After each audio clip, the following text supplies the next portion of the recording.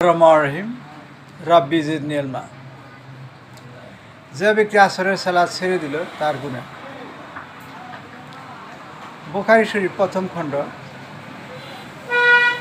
553 নম্বর হাদিস। আবু মালিক রাদিয়াল্লাহু তাআলা বর্ণিত, তিনি বলেন, এক যুদ্ধে আমরা বুরায়দা রাদিয়াল্লাহুর সঙ্গে ছিলাম। দিনটি ছিল মেঘলা। তাই বুরায়দা রাদিয়াল্লাহু বলেন, শীঘ্র আসরের সালাত আদায় করি না, কারণ নবী সাল্লাল্লাহু আলাইহি ওয়াসাল্লাম বলেছেন, যে ব্যক্তি আসরের সালাত ছেড়ে দেয় তার আমল বিনষ্ট হয়ে যায়। তাহলে আসর সালাত ছেড়ে দেওয়া যাবে না এবং যথাসময়ে আসরের সালাত আদায় করতে হবে। আসরের সালাতের মর্যাদা। বুখারী শরীফ 554 নম্বর হাদিস। জারির ইবনে আব্দুল্লাহ রাদিয়াল্লাহু তাআলা বর্ণিত, তিনি বলেন, একদা আমরা নবী সাল্লাল্লাহু আলাইহি সাল্লামের নিকট উপস্থিত ছিলাম।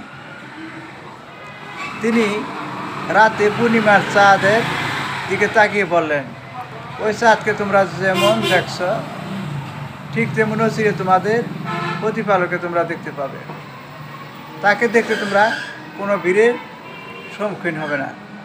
কাজেই সূর্যোদয়ের এবং অস্ত যাওয়ার পূর্বে সালাত শয়তানের প্রভাব মুক্ত হয়ে আদায় করতে পারলে তোমরা তাই করবে।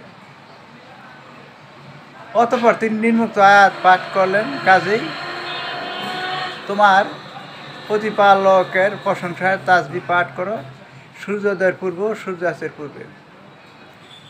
ইসমাইল রহমতুল্লাহ বলেন, এর অর্থ হলো এমনভাবে আদায় করার চেষ্টা করবে যেন কখনো ছুটে না যায়।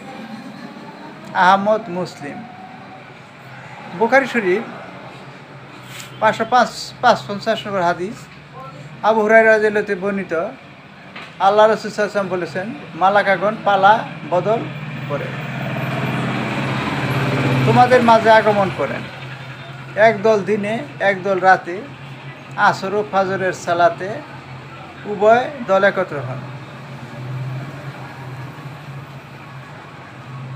অতঃপর তোমাদের মাঝে রাত যাপনকারী দলটি উঠে যায়। তখন তাদের প্রতিপালক তাদের জিজ্ঞেস করেন, আমার বান্দাদের কোন অবস্থায় রেখে আসলে? অবশ্য তিনি নিজেই তাদের ব্যাপারে সর্বাধিক অবগত। উত্তরে তারা বললেন, আমরা তাদের সালাতে রেখে এসেছি, আর আমরা যখন তাদের নিকট গিয়েছিলাম তখনও তারা সালাত আদায়রত অবস্থায় ছিলেন। মুসলিম আহমদ।